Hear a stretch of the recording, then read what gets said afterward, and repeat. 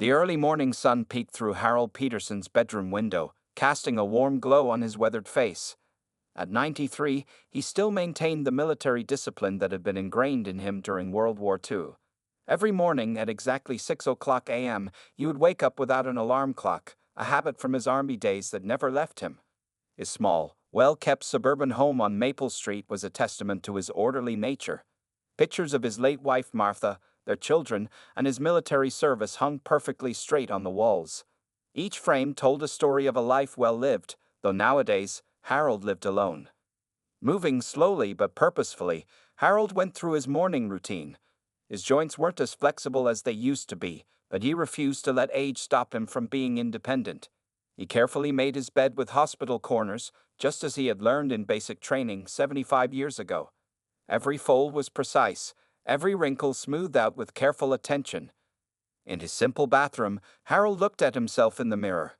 His face showed the map of his long life, deep wrinkles around his kind blue eyes, age spots scattered across his forehead, and thin white hair combed neatly to the side.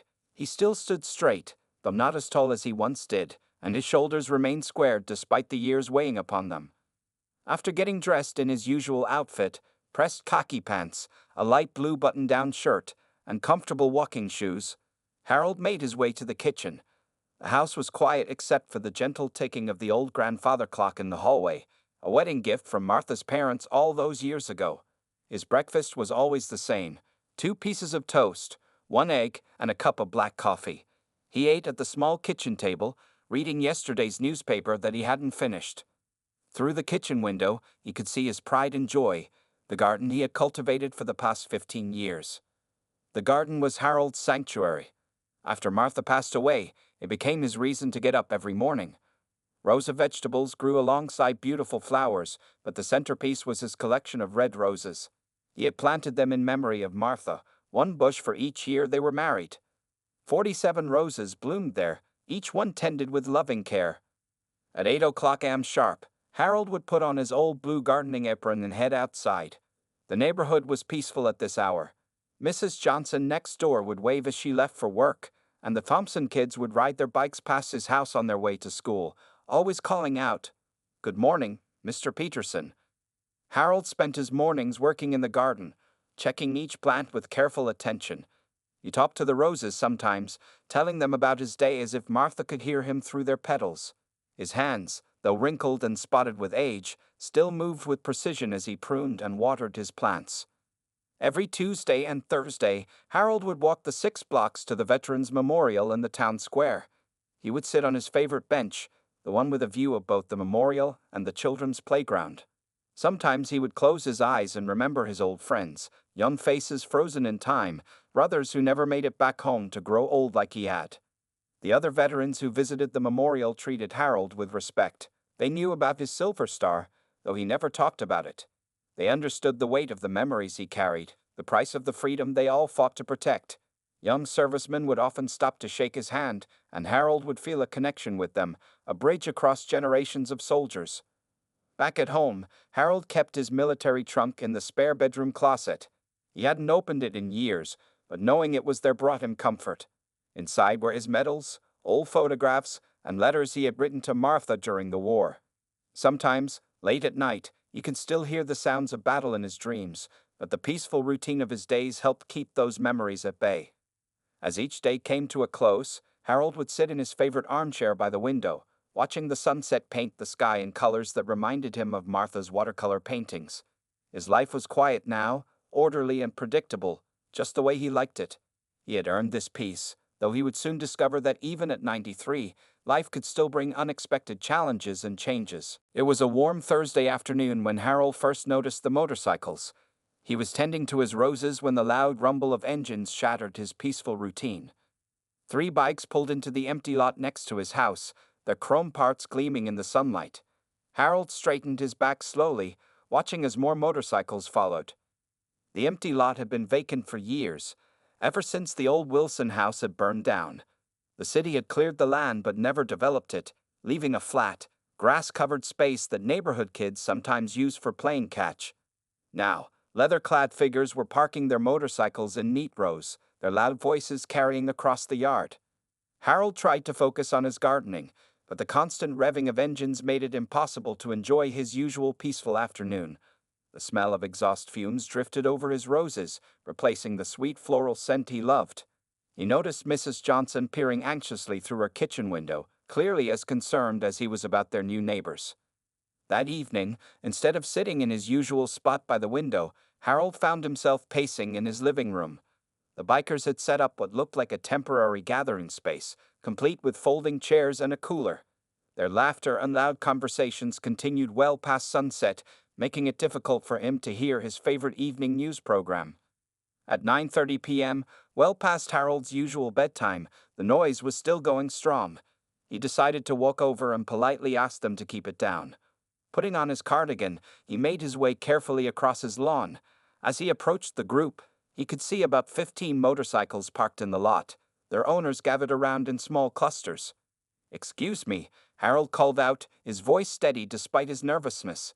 "Would you mind keeping the noise down a bit? Some of us are trying to rest." The conversation stopped, and several heads turned toward him. A tall man with a thick beard and multiple tattoos stepped forward. The patch on his leather vest read Spike. "Well, look what we have here," Spike said, his voice carrying a hint of mockery. "Grandpa's up past his bedtime." Several of the bikers laughed, making Harold's face flush with embarrassment. But he stood his ground, remembering times when he had faced much worse than a group of discourteous bikers. "This is a residential neighborhood," Harold explained calmly. "There are families with children trying to sleep." "Public property, old-timer," Spike replied, spreading his arms wide. "We've got just as much right to be here as anyone else."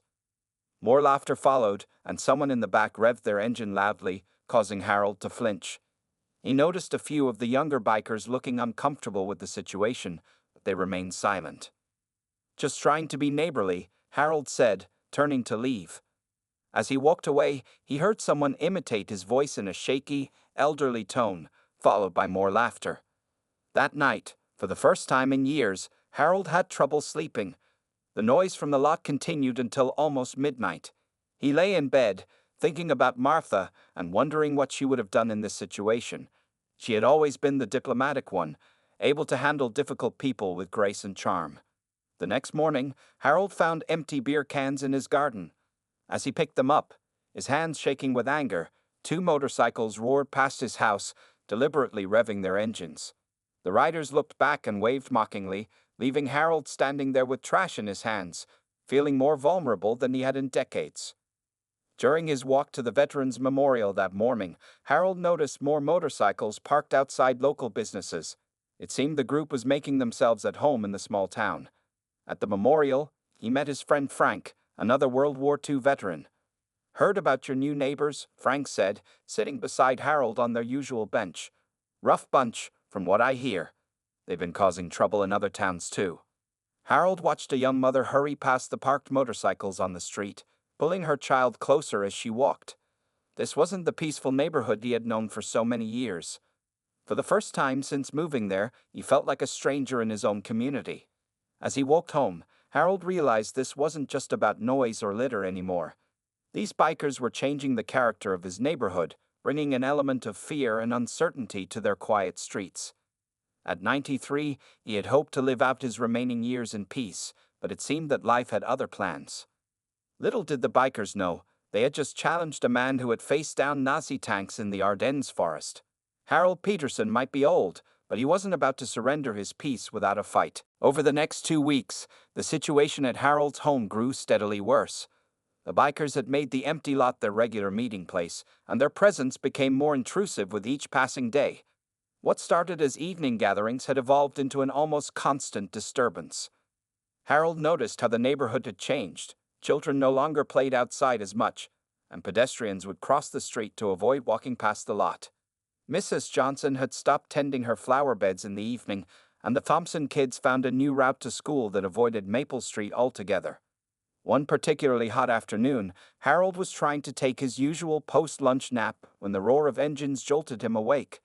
Through his window, he could see Spike and 3 other bikers deliberately circling the block, their motorcycles echoing off the houses. Each time they passed his home, they revved their engines even louder. Just trying to get a rise out of you, old man," Spike had shouted during one pass, his voice carrying clearly through Harold's closed windows. The harassment didn't stop there. Empty beer cans and cigarette butts regularly appeared in Harold's garden now. Someone had carved initials into his wooden fence, and his morning newspaper often went missing. These weren't random acts, they were calculated moves designed to push him to his limits. During one afternoon, while Harold was watering his roses, a motorcycle suddenly backfired right next to his property line. The loud bang caused him to drop his watering can, splashing water all over his shoes. The group of bikers lounging in the lot erupted in laughter. "Sorry about that, Gramps," one of them called out, though his tone made it clear he wasn't sorry at all. These old bikes can be so unpredictable. Harold's hands trembled as he picked up the watering can, but not from fear, from anger. He was a man who had stormed beaches under heavy fire, who had watched his best friends fall in battle, who had helped liberate concentration camps. These bullies had no idea who they were dealing with. That evening, Harold called the police for the third time that week. Officer Martinez arrived, looking apologetic before he even got out of his patrol car. "I'm sorry, Mr. Peterson," he said, shaking his head. "Unless they're breaking specific laws, there's not much we can do. The lot is public property, and they know exactly how far they can push things without crossing legal lines." Harold noticed how some of the bikers nodded respectfully to Officer Martinez while giving him smirking glances. They were smart enough to stay just within the bounds of the law, making it difficult for anyone to take action against them.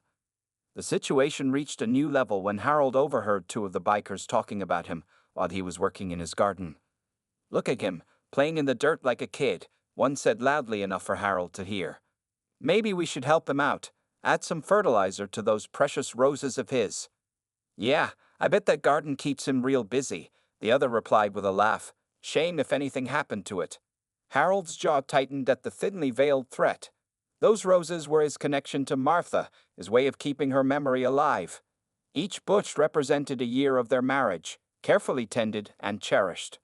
The thought of someone deliberately harming them made his blood boil. That night, Harold sat in his living room, unable to sleep despite the unusual quiet outside. The bikers had left earlier than usual, but their threats about the garden kept replaying in his mind. On his lap lay an old photo album, open to a picture of him and Martha on their 40th wedding anniversary, standing proudly in front of their rose garden. "What would you do, Martha?" he whispered to the photograph. "You always knew how to handle difficult people." As he sat there, memories of his military service began to surface, not the violent ones that sometimes haunted his dreams, but the strategic ones. He remembered how his unit had dealt with seemingly impossible situations, how they had used intelligence and careful planning rather than brute force to achieve their objectives. Harold slowly closed the photo album, a plan beginning to form in his mind. These bikers thought they were dealing with a helpless old man, someone they could bully and intimidate without consequences. But they had made a serious mistake. They had threatened something he held dear, and in doing so, they had awakened the soldier in him. Tomorrow, he decided, things would start to change. It was time to show these bullies that age and wisdom could be more powerful than motorcycles and leather jackets. The morning after the threat to his roses, Harold woke up earlier than usual. The first rays of sunlight hadn't even touched his garden when he made his way to the spare bedroom. In the back of his closet, covered in years of dust, sat his old military trunk. He hadn't opened it since Martha's funeral 5 years ago. The trunk's leather straps were stiff with age as Harold unbuckled them with trembling fingers. As he lifted the heavy lid, the familiar smell of old leather and metal brought back a flood of memories. On top lay his carefully folded uniform, the fabric still crisp despite the decades. Beneath it were his medals, including the silver star that he never talked about, even to his closest friends. Harold gently moved these items aside, reaching for what he really needed, his old military field manual and the notebook he had kept during the war.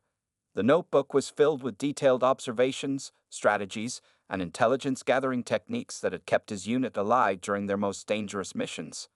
As he flipped through the yellowed pages, his eyes fell on a particular entry from December 1944, during the Battle of the Bulge. His unit had been vastly outnumbered by German forces, but instead of engaging in direct combat, they had gathered intelligence and used the enemy's patterns against them. The strategy had saved dozens of lives. Sometimes the best way to fight isn't with your fists, Harold murmured, remembering his commanding officer's words. Just then, the roar of motorcycles shattered the morning quiet. Harold walked to his window and watched as 3 bikes pulled into the lot. Among them was Spike, carrying what looked like spray paint cans in his saddlebag. Harold's jaw tightened. He knew those weren't for any innocent purpose. Moving with renewed purpose, Harold retrieved his old camera from the trunk. It was a sturdy Kodak he'd used to document war damage, still in working condition. Next, he pulled out a small leather-bound notebook, similar to the one he'd used during the war. Finally, he found his old binoculars, the lenses still clear after all these years. As he arranged these items on his kitchen table, Harold heard Martha's voice in his memory. "Choose your battles wisely, dear." He smiled, knowing she would understand what he was about to do. This wasn't just about him anymore. It was about protecting their home, their memories, and their garden. Harold spent the next hour setting up what he called his observation post in the spare bedroom. The window provided a perfect view of the empty lot and his garden. He set up a small desk near the window, placing his notebook, camera, and binoculars within easy reach. By mid-morning, more bikers had arrived. Harold watched through his binoculars as they joked and passed around the spray paint cans. He carefully noted down license plate numbers, descriptions, and times of arrival. His military training kicked in as he documented patterns in their behavior, who seemed to be in charge, who followed orders, and who looked uncomfortable with the group's actions. Around noon, Harold witnessed something that made his heart race. 2 of the younger bikers approached his rose garden while the others kept watch. With his camera ready, Harold captured clear photos as they pretended to stumble and deliberately trampled one of his rose bushes, the one he planted on his and Martha's 25th anniversary. As he watched the destroyed rose bush through his binoculars, Harold felt something shift inside him. The passive anxiety of the past weeks transformed into cold, calculated determination. These weren't just bullies anymore, they were targets for his intelligence gathering. Harold spent the rest of the afternoon organizing his notes and photographs with military precision. He created detailed logs of the bikers' activities, noting times, dates, and specific violations. His hands, which had been shaking with anger that morning, were now steady as he wrote. As the sun began to set, Harold stood in front of his closet mirror, looking at his reflection. He saw past the wrinkles and white hair to the soldier he had once been, the young man who had faced down tanks with nothing but courage and clever strategy. That soldier was still there, just with different weapons. A camera instead of a rifle, a notebook instead of a field radio. "This ends now," he said to his reflection, his voice firm with resolve. In the distance, he could hear motorcycles approaching, but they no longer filled him with dread. Instead, he felt a familiar sense of focus, the same one he'd known in the war. Harold Peterson wasn't just fighting for his peace anymore, he was fighting for Martha's roses, for his neighborhood's safety, and for everyone who had ever been bullied by people like Spike and his gang. The battle had begun, and this time, Harold was ready. Harold's surveillance operation began at dawn the next day. Armed with his camera, notebook, and decades-old military training, he documented everything. From his spare bedroom window, he photographed the bikers drinking in public, recording the exact times and dates. He noted license plates of motorcycles with illegal modifications and captured evidence of noise violations with his old tape recorder. But Harold wasn't working alone anymore. His first call was to Frank, his friend from the Veterans Memorial. Frank had connections with the local Veterans of Foreign Wars, VFW chapter, and word spread quickly through their network. Within days, other veterans began driving by the lot, taking their own photos and notes, creating multiple sources of evidence. Just like old times Peterson, Frank said during one of their morning meetings at the memorial, "Remember how we used to gather intel before a mission?" The older veteran handed Harold a list of names and phone numbers, other World War II and Vietnam veterans in the area who wanted to help. Harold set up a schedule with his new allies. They took shifts watching the lot, documenting every violation, no matter how small. Some sat in parked cars with cameras, while others walked their dogs past the lot, observing and remembering details. The bikers, too focused on intimidating Harold, didn't notice the growing network of watchful eyes. One morning, Harold spotted something interesting through his binoculars. A younger biker was helping an elderly woman with her groceries across the street. The same biker later stopped another member of the group from vandalizing a street sign. Harold noted this in his notebook with a different colored pen. Potential allies were just as important as identifying enemies. During his surveillance, Harold also noticed patterns. The bikers weren't just random troublemakers, they had a structure, a hierarchy. Spike wasn't actually the leader. He took orders from a quieter man with a gray beard who visited twice a week in a pickup truck. Harold documented these visits meticulously. Mrs. Johnson, seeing Harold's determined efforts, joined the cause in her own way. She began recording noise levels with a decibel meter her son had given her. Each time the motorcycles exceeded legal noise limits, she documented it, adding her evidence to Harold's growing collection. "My father was a Marine," she told Harold one evening, handing him a thick folder of readings and timestamps. "He taught me that standing up to bullies is everyone's responsibility." The transformation of Harold's spare bedroom into an intelligence center was now complete. Maps of the neighborhood covered one wall, with pins marking incident locations. A timeline of events stretched across another wall, showing escalating patterns of harassment. Photos were carefully labeled and organized in albums, each incident cross-referenced with witness statements. Harold's military experience taught him the importance of multiple sources of evidence. When the bikers littered in his garden, he photographed it. When they made threats, he recorded them. When they violated noise ordinances, he had Mrs. Johnson's decibel readings to prove it. Everything was documented with military precision. One particularly crucial piece of evidence came when Harold captured photos of two bikers conducting what appeared to be illegal transactions behind their motorcycles. He didn't know exactly what they were exchanging, but he knew law enforcement would be interested. Through his network of veterans, Harold learned more about the group. They had caused similar problems in other towns but always moved on when pressure mounted. They weren't used to dealing with organized resistance, especially from someone they had dismissed as a helpless old man. "You're not just gathering evidence, Harold," Frank told them during one of their strategy meetings. "You're building a case that no one can ignore." Late one evening, as Harold reviewed his collected evidence, he found himself smiling at a photo of Martha on his desk. "You always said patience was my strongest virtue," he whispered to her image. "I think it's about to pay off." The bikers had no idea that every rev of their engines, every piece of litter, every act of vandalism was being methodically documented. They still saw Harold as the old man who tended his roses, never suspecting that behind his quiet exterior, a skilled intelligence operator was building an airtight case against them. As Harold organized the last of that day's photos, he heard motorcycles approaching. But instead of feeling anxious, he felt confident. In his decades of military service, he had learned that the most effective victories often came not through confrontation, but through careful planning and precise execution. The evidence was mounting, and soon it would be time for the next phase of his plan.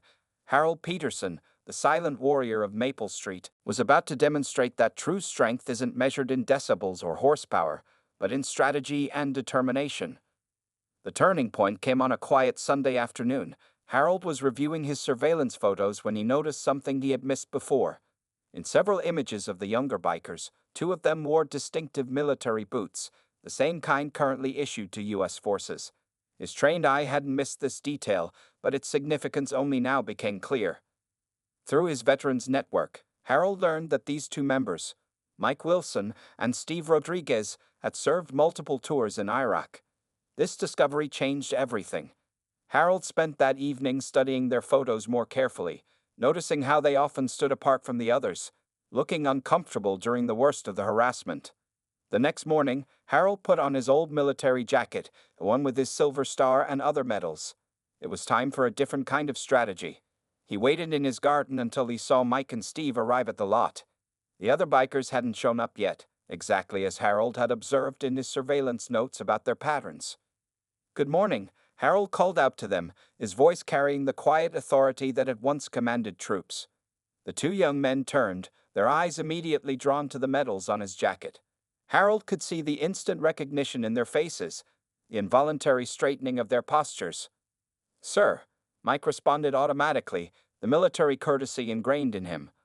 We didn't know you were a veteran." Harold walked closer, leaning on his garden rake. 101st Airborne Division, 1944 to 1945, he said simply. fought through the Battle of the Bulge. Steve's eyes widened. The Battle of the Bulge? My grandfather used to tell me stories.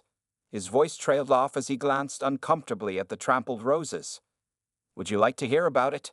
Harold asked, gesturing to his porch. I've got some coffee ready. The two younger veterans exchanged looks before nodding. Soon they were sitting on Harold's porch, listening as he shared carefully chosen stories from his service.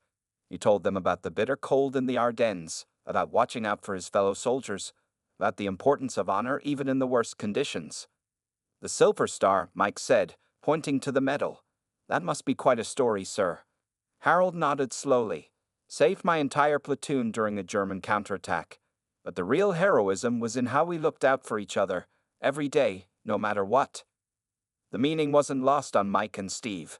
They looked increasingly uncomfortable as Harold described the recent events in the neighborhood, not accusingly, but as someone reporting facts to fellow soldiers.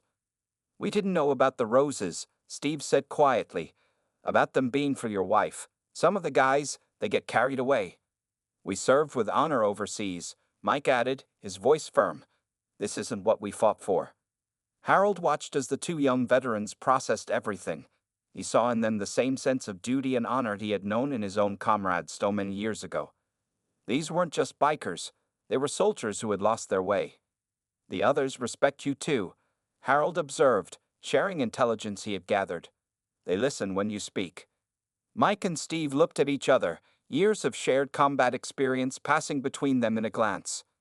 They do, Mike acknowledged. And maybe it's time they listened to something important. Before leaving, both men stood at attention and saluted Harold, not out of mockery, but with genuine respect. Harold returned their salute, his aging arm as straight and proud as it had been decades ago. That evening, Harold watched through his window as Mike and Steve talked with the other bikers. He couldn't hear the conversation, but he could see Spike's face change as they pointed toward his house, presumably explaining about his service and the roses. You see, Martha, Harold whispered to himself, sometimes the best allies come from unexpected places. Later that night, Harold added a new page to his notebook. But instead of documenting harassment, he wrote about hope, about how the bonds between soldiers could bridge generations and change hearts. He had gone looking for allies in his fight against the bikers, and instead found something more valuable, brothers in arms who understood the true meaning of honor. As he closed his notebook, Harold smiled, knowing that tomorrow would be different. The tide was turning, not through force or confrontation, but through something much more powerful, the unbreakable bond between those who had served their country with honor. The morning after Mike and Steve's visit, the empty lot was unusually quiet. Harold noticed the change immediately as he stepped out to tend his roses. Instead of the usual roar of motorcycles, he heard birds singing in his garden again. But the real transformation was about to unfold in ways he never expected. Around mid-morning, a group of bikers arrived, but something was different. They parked their motorcycles quietly, and Spike, usually loud and aggressive, looked uncomfortable. Mike and Steve stood with their arms crossed, watching as Spike approached Harold's garden fence. Mr. Peterson, Spike called out, his voice lacking its usual mockery. Could we have a word with you? Harold stood straight, his garden shears in hand, and nodded. He noticed how the other bikers kept their distance, many of them unable to meet his eyes. Mike and Steve had clearly shared his story, and the impact was written on every face. We heard about your Silver Star, Spike continued, shifting his weight nervously. About what you did in the war. About your wife's roses. He paused, looking at the damaged rosebush. We didn't know. We thought. We were just having some fun. We were wrong. The silence that followed was heavy with shame. Harold could see the change in their faces, the realization that they had been tormenting not just an old man, but a decorated war hero who had fought for their freedom. One by one, the bikers stepped forward to introduce themselves properly. Each had a story to tell. Tommy, the youngest, had a grandfather who had served in Vietnam. Jake's father had been a Marine. Even Spike, they learned, came from a military family, but had lost his way after some hard times. The roses, Steve explained to the group. Each one represents a year of marriage to his wife, Martha. The bikers looked at the garden with new eyes, finally understanding the depth of their disrespect. As the morning progressed, something remarkable happened. The bikers began sharing their own stories, not of troublemaking, but of their lives, their struggles, their reasons for seeking belonging in a motorcycle group. Harold listened, recognizing in their words the same need for brotherhood he had known in the army. "We'd like to make it right," Mike announced, speaking for the group. "If you'll let us." To Harold's surprise, the bikers returned the next day with gardening tools and new rose bushes. Under his guidance, they carefully replanted the damaged roses. Even Spike, with his tattooed arms and leather vest, took special care with the delicate plants. Word spread quickly through the neighborhood. Mrs. Johnson watched from her porch in amazement as the same men who had terrorized the street now worked respectfully in Harold's garden. The Thompson kids, who had been taking the long way to school, stopped to watch the transformation. The local newspaper caught wind of the story. A young reporter visited to interview Harold about his military service and the unexpected turn of events. Harold shared his Silver Star story publicly for the first time, describing how he had saved his platoon not through violence, but through quick thinking and courage. Sometimes, Harold told the reporter, "The bravest thing you can do is show kindness to those who have wronged you." The article appeared on the front page. World War II hero transforms local biker group through understanding. It told not just of Harold's military service, but of how he had won another kind of victory through patience, wisdom, and forgiveness. The impact rippled through the community. Other veterans reached out to the biker group, sharing their own stories. The barriers between the troublemakers and the townspeople began to break down. People started to see beyond the leather jackets to the individuals wearing them. One evening, as Harold sat in his garden surrounded by the restored roses, he heard the familiar rumble of motorcycles. But now, instead of feeling dread, he smiled. The bikes parked quietly, respectfully, and their riders gathered around to hear more of his war stories. Looking at the freshly tended roses, Harold thought of Martha. She would have loved this, not just the restored garden, but the transformed lives. In trying to protect her memories, he had created new ones, turning enemies into friends through understanding and respect. The war hero who had once fought against visible enemies had won his greatest victory by seeing the humanity in those who had tried to harm him. The roses bloomed more beautifully than ever, now tended by many hands, each flower a testament to the power of forgiveness and the strength of unexpected friendships. 1 year after the confrontation that changed everything, the empty lot next to Harold's house looked completely different. Where motorcycles once parked haphazardly, there now stood neat rows of raised garden beds. The space had been transformed into a community garden, a project that brought together unlikely friends. Harold sat in his favorite garden chair, watching as Mike and Steve taught a group of younger veterans about growing tomatoes. The former troublemakers had become regular visitors, but now they came seeking wisdom rather than conflict. Every Sunday afternoon, the lot filled with a mix of leather-clad bikers and local residents, all working together in the garden they had built. Spike, who had once led the harassment, now led the garden's maintenance committee. His mechanical skills, once used only for motorcycles, proved invaluable in designing an efficient irrigation system. The man who had threatened Harold's roses was now fiercely protective of every plant in the community garden. "Mr. Peterson," Spike called out, walking over with a cup of coffee fixed exactly how Harold liked it. "The new roses we planted along the fence are starting to bloom." These roses were special. The bikers had collected money to buy them, one bush for each year since Harold had earned his Silver Star. They formed a living wall between his original garden and the community space, a symbol of respect and redemption. The Thompson kids, no longer afraid, regularly stopped by after school to help water the plants.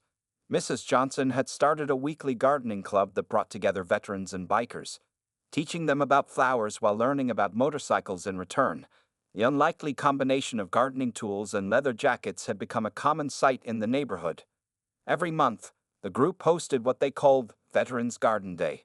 Harold would share stories from his service, but now other veterans joined in too.